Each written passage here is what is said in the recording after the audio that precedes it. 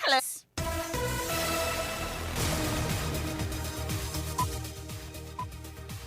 The news is live from our studios here at Kukumlimle's Joy 99.7 FM here in Accra. In Kumasi, we are live on Love 99.5 FM and over 30 affiliates across Ghana's 16 regions, including Radio Freed in Nandom, Bewa Radio in Yendi, Gaskia FM in Techiman, and Kekeli Radio in Ho. For our global audience, please download the My Joy Online app from Play Store and App Store to listen live. In this edition, nationwide strike by Health Workers Union beginning to bite as some patients are left stranded at health facilities. The records officers are not there, the laborers are not there, audits are not there, healthcare are not there. That's why you see some of the patients sitting down there as if they are waiting for. We have updates from our reporters on the ground and hear from the leadership of the union who insist they will not call off their strike, even as government invites them to a meeting to address their concerns. Is it that we are being discriminated against or what? Is it that our services are not needed or what? All that we are saying is government should sit with us in good faith, and we want to believe that we will reach a consensus. We have details of that also this afternoon. Pushed by lawyers for former Kokobot CEO Dr. Stephen Opuni to cross-examine Supreme Court Judge Jones Doche and Attorney General shut down as the court prepares to rule on whether Justice Doche can remain on the panel following allegations of bias. I have details of that. President Akufo-Addo announced the start of broad consensus for the election on partisan lines of MMDCEs. The matter we brought back again to the front burner of our public discourse for the necessary action.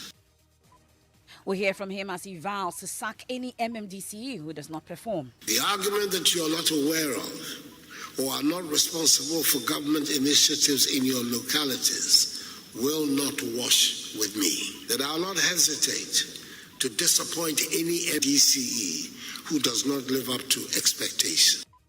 And then in sports, Ghana Premier League champions Accra Hearts of Oak have drawn Algerian side JS Aurora in the CAF Confederations Cup playoff.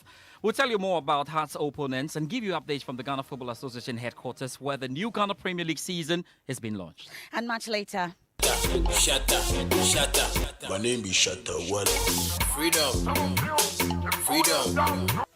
Freedom at last for dancehall artist Shatta Wale, as both he and rapper Medical are granted 100,000 bail each. We'll bring you details from the court and hear from the prophet who insists he never mentioned Shatta Wale's name in his prophecy. You want to stay for that and more here on the Midday News with me, Emefa Apau.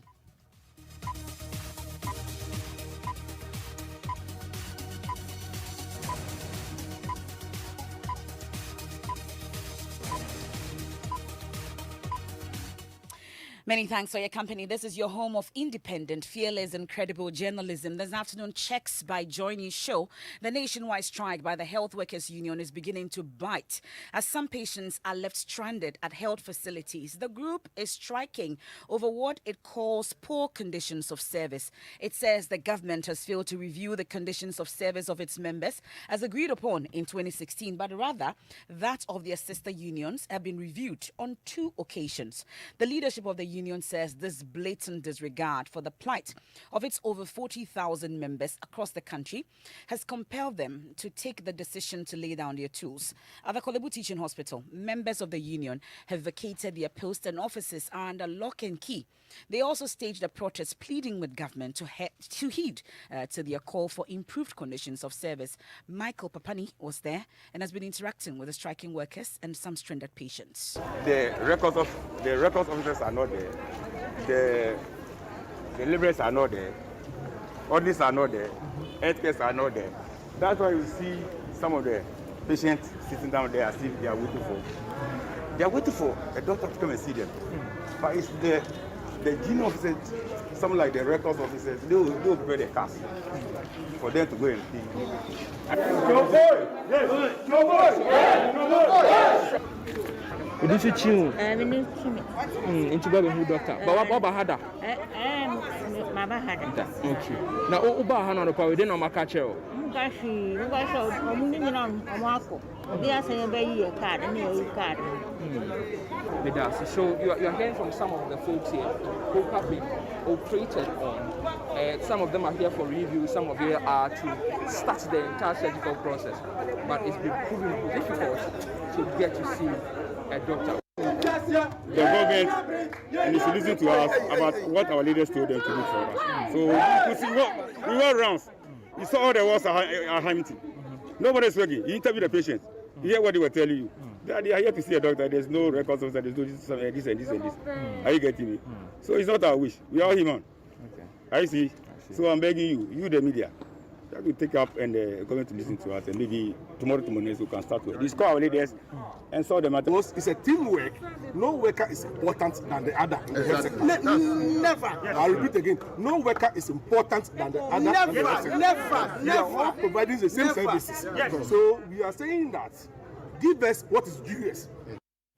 That's my colleague Michael Papani there interacting with Striking Health Workers Union and then some stranded patients here in Accra. The situation, we are told, is no different in Techiman. We've been checking in the Western region also. But my colleague Inatalia Kwanza has been interacting with some of them. We are on strike, and unless government fulfills its part of the bargain, we will not work. But if our leaders tell us to return to work, we will do so as they say.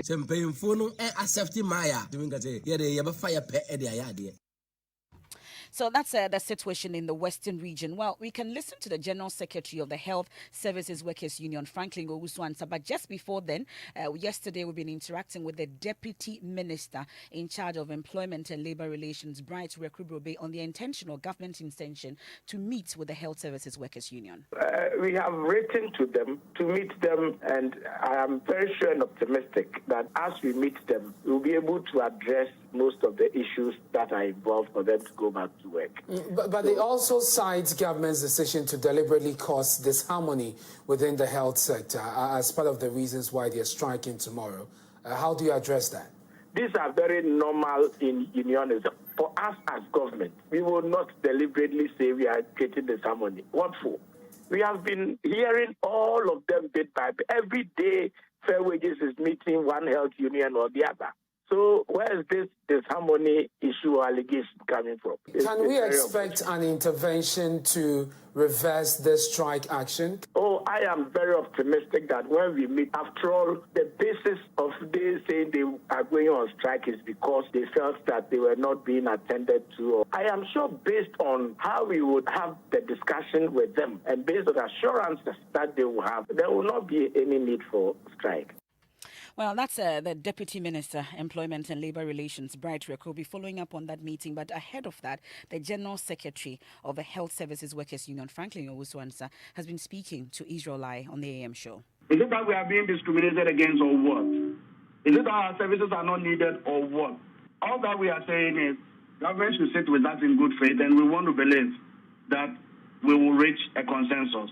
And as I'm speaking, we have been called by a letter to continue the negotiation today. And I want to believe we will be able to end the negotiation because the items that are left with, we have done all the costing, we have done all the nitty-gritties that needs to be done. And so once they come with the mandate and in good faith, we will be able to conclude on the negotiation. All right. Are you saying that between yesterday and today that you announced a strike, you've gotten an invitation to come negotiate? Yes, we got an invitation yesterday. So if you have the invitation, why are you then going ahead with the strike? We announced the strike before we were called. And trust me, it is not just Franklin who sits somewhere and announces a strike. The National Executive Council has to meet and announce a strike. And the same National Executive Council has to meet to undo it.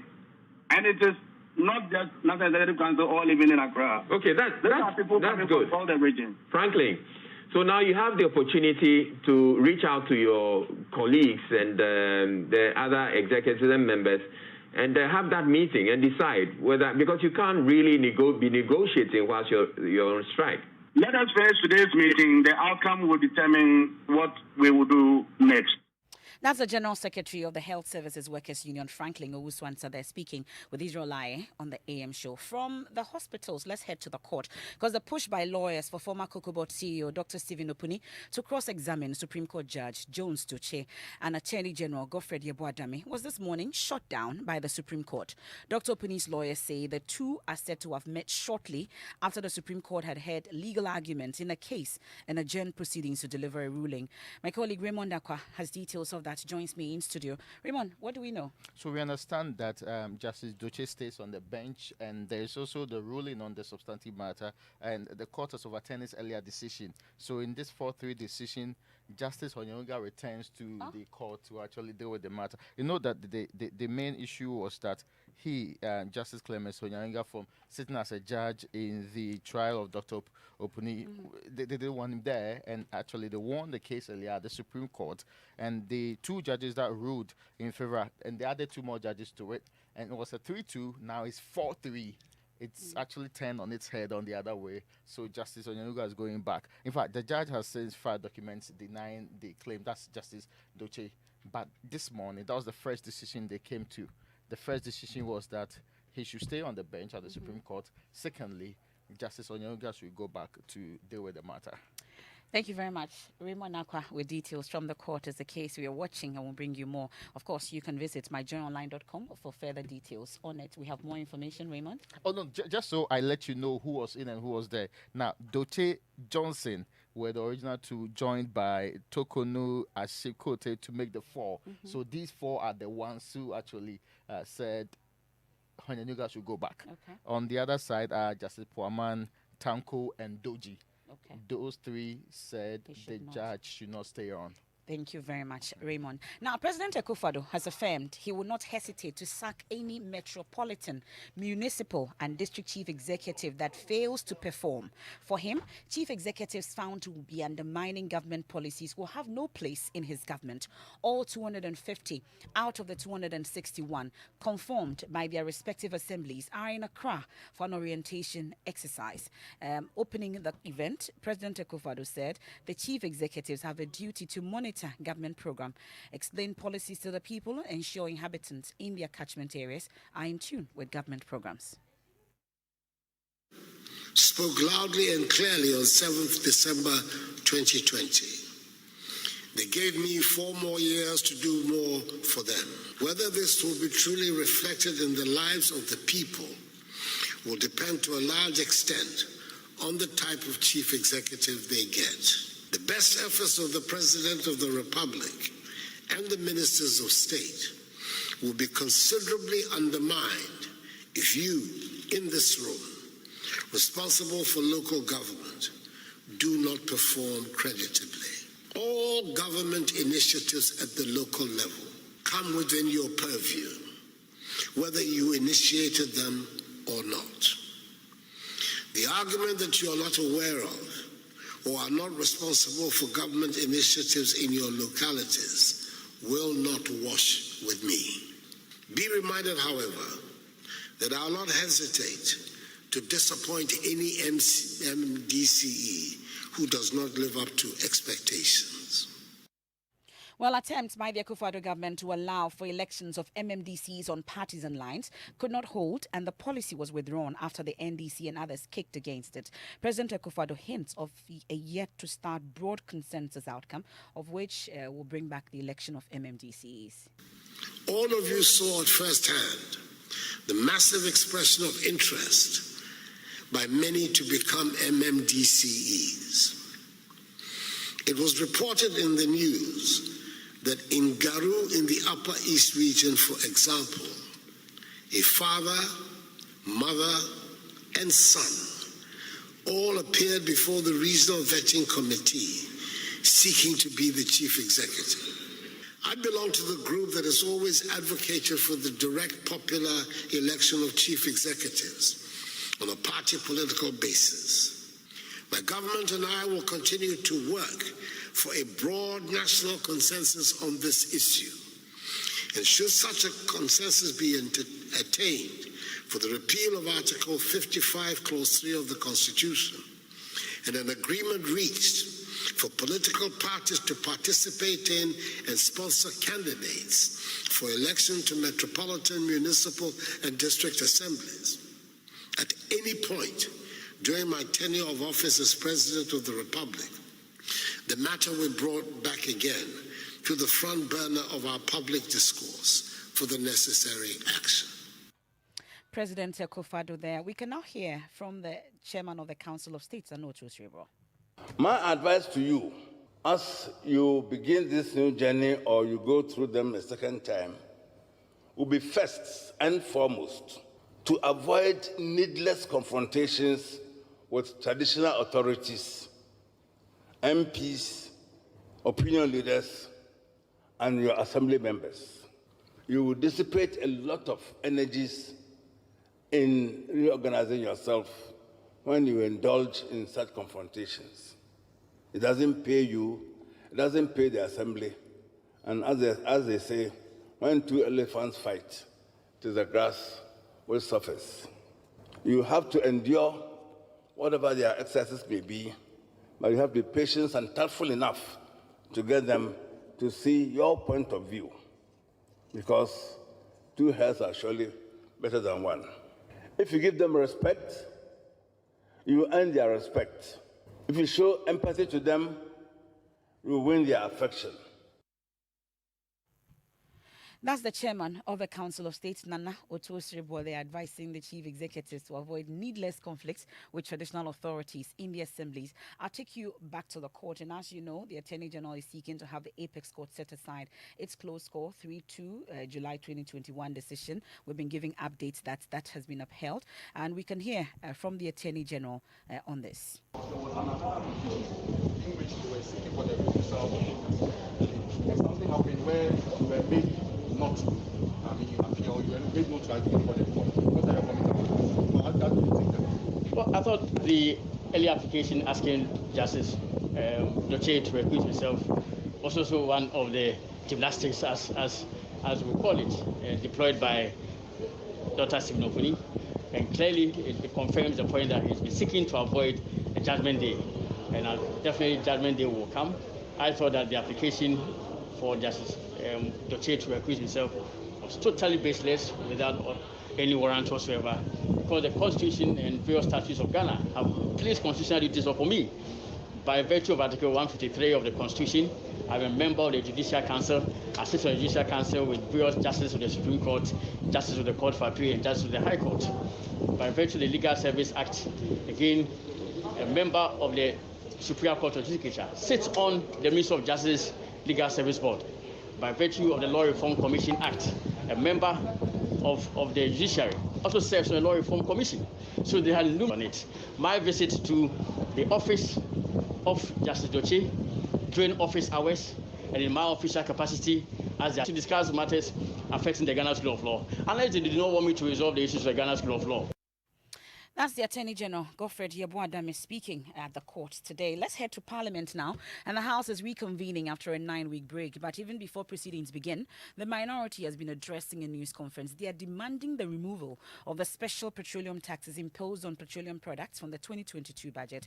Ranking member on the Mines and Energy Committee, John Jinapo, would provide some respite for Ghanaians suffering from the agonizing high costs of fuel in recent times, he says. And the Yape Kusogo MP observed that the minority will use legitimate means to compel the Finance Minister, Ken Ofori-Atta, to do the right thing.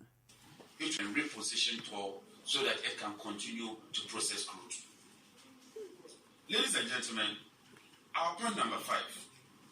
It is a well-known fact that the Akufo-Addo government inherited 3 oil fields, even though over the past 4 years, they have added nothing significant to these oil fields. Indeed, we even went further as a government during our time to establish the Ghana Gas Processing Plant. Today, that plant produces more than 30% of our domestic LPG needs. And because of that plant, as a result of import substitution, the state saves more than $300 million per annum compared to importing crude oil. Despite all these developments, LPG continues to be very, very costly in this country. We hold the view that LPG should not be that costly because LPG helps with environmental issues.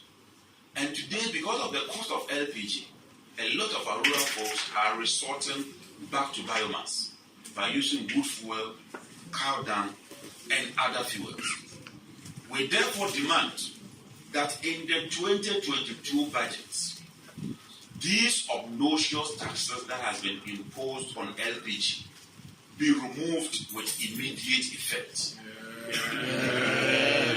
Let us serve a word of caution that as a resolute and vibrant minority, if the finance minister fails to do so, we shall use every legitimate parliamentary process to compel him to do exactly so. That's the Yape Kusogo MP, John Jinapo, at that press conference. My colleague Parker Wilson is there for us. He joins us on the line. They also had a caution for the Vice President, Dr. Mahmoud Bawumia. Tell us about it. Right, so according to John Jinapo, the Vice President has been making some false claims about the stability of the Ghanaian cedi, and for him, such false assurances have the tendency to negatively impact the business confidence in the country. So he cautioned the Vice President that going forward, he needs to let Ghanaians know the true state of the city. The economic management team, under the leadership of Dr. Bawumia, have lost it and must sit up. Indeed, they must be proactive and work with the Bank of Ghana to release forex as and when necessary. We also particularly wish to caution the Vice President to refrain from making false and unwarranted claims about the Ghanaian currency, since that goes to affect the credibility of information emanating from his outfit. Well, Parker, we also know that Parliament reconvened today. Tell us if sitting has begun. Yeah, so sitting began just about 10 minutes ago. Of course, we were at the minority press conference. So when we entered, prayers had already been conducted, and the Speaker was given his welcome address. In fact, he was recounting some of the things they did in the last session, and so that is what is happening now. And shortly after that, the minority leader will also give his welcome address, and then the majority leader would do the same. But normally when some of these things happen, the Speaker usually admonish the members of Parliament to ensure that they are always present in the House to ensure that the business of the House is not impeded. So this is what we know for now. We do not know of the order paper, the agenda for today, but the little we know is that they're welcoming the members of the House, and then soon the real business of the House will continue. That's my colleague Parker Wilson reporting from Parliament. It's a good time to take a quick break here on the Midday News live on Joy 99.7 FM and over 30 affiliates across Ghana's 16 regions. Our top story: nationwide strike by Health Workers Union beginning to bite as some patients are left stranded at health facilities. We're also watching that meeting between government and the leadership of the Health Services Workers Union, also pushed by lawyers for former Kokobot CEO Dr. Stephen Opuni to cross-examine Supreme Court Judge Jones Doche and Attorney General shut down as the court rules on whether Justice Doche can remain. We are told they've ruled that he remains on the panel. When we return, we have sports, and then later freedom at last for Dan Solati Shatawale, as both he and Rapper Medical are granted 100,000 cedi bail each. We have details. My name is Shatawale. Freedom.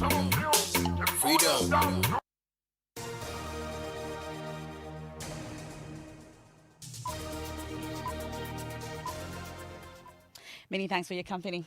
Let's do sports. George. Yeah, let's talk about Accra Hearts of Oak. I don't know if it's good news or bad news. Anyway, let's see how it goes there. The Ghana Premier League champions Hearts of Oak will play Algerian side JSRO and the CAF Confederations Cup playoff. After the official draw minutes ago, pair them. Hearts of Oak host the Algerians in the first leg on the 28th of November and travel up north to face the frequent Confederations Cup campaigners in the first week of December.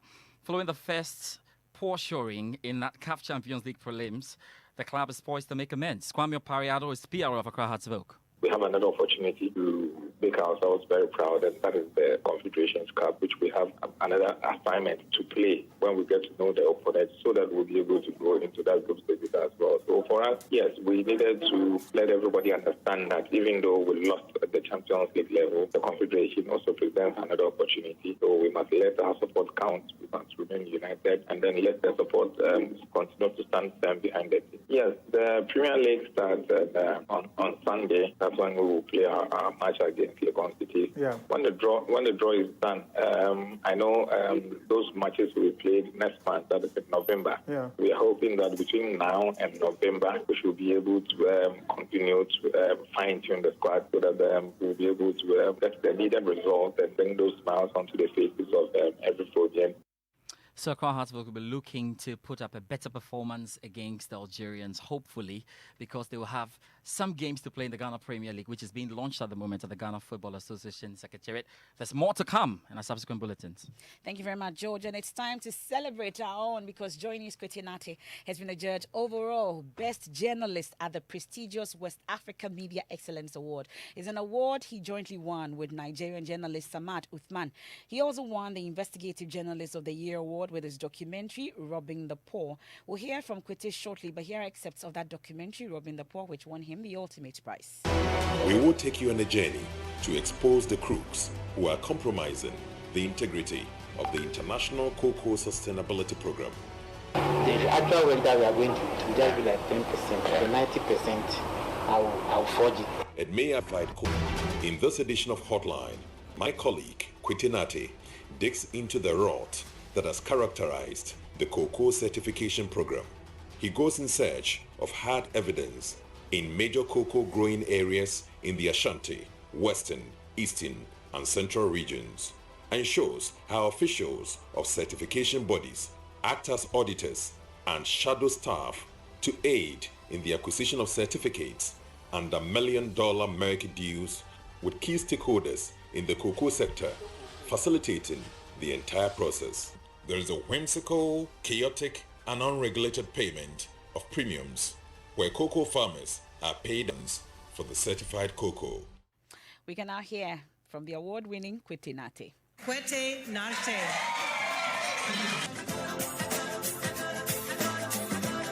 I would want to thank our CEO, Kwesi Chum. I would also want to thank our boss, Elvis Kwashi, and my other bosses and colleagues at the Joy Newsroom. Robbing the Poor was one of the stories that touched the scariest part of my life. Joy News, Kwete Nate there, who was a judge overall Best Journalist at the prestigious West Africa Media Excellence Awards. And it's time for NSMQ. All students of the St. Thomas Aquinas Senior High School are hopeful their alma mater will make it from the preliminary to the elimination stages of the main National Science and Maths Quiz competition, which officially started 2 hours ago. We have details.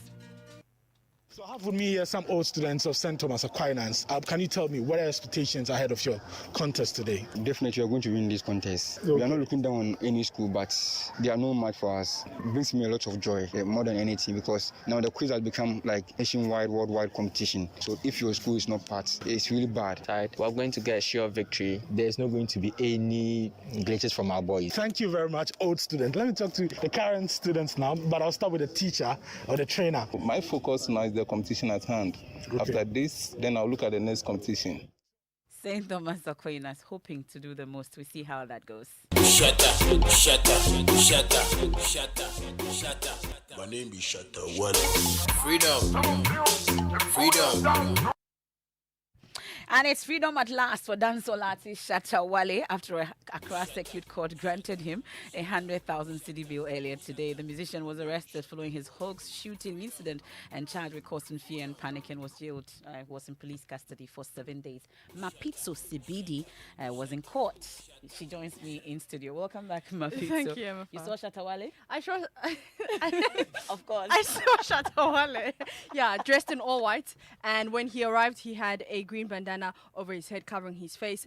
When the proceedings were done, he came out in his black mask and all white. His 3 accomplices were also dressed in all white. Medical was dressed in all black. And the demeanor, he was very calm. All 4 of them were very calm compared to the last time on Thursday when he was chanting with his fans. Fans were still there, very excited. Today, no chanting. He didn't even wave or even look at his fans. But let's listen to Jerry Avegnobo, who's the Oshatawale's lawyer. We're delighted that he will be united today with his family and friends. Shatawale was granted self-recognizance bail. I mean, Shatawale is going to sign himself, he's going to bail himself out and go home. Medical also had a bail condition, 1 public servant, a common public servant, and that's just it. So that was Jerry Avenogbo, who is Shatawale's lawyer. So how about medical? He was also granted bail? Medical was granted 100,000 Ghana cedis bail with 1 surety. Okay. Thank you very much, Mapito. But we've also been hearing from Bishop Stephen Kwekuapia, the prophet who was caught up in the gunshot hoax by dancehall musician Shatawale. I didn't see the person's face. If I did, I would have mentioned his name. I don't fear anyone. Nana Remy asked me who I saw in the prophecy, and I said the name I heard was Charles.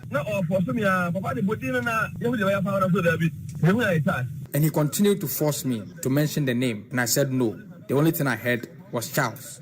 And he asked me if it was Shatawale, and I replied no. All I heard was Charles. But I also said, if it is him, he should pray so that the prophecy does not come to pass. So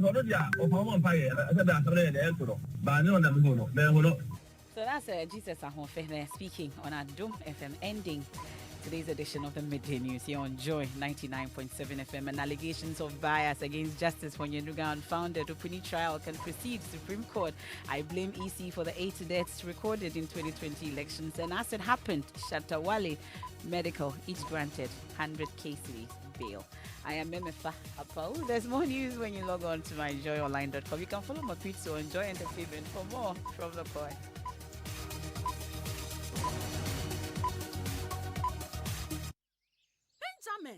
Benjamin!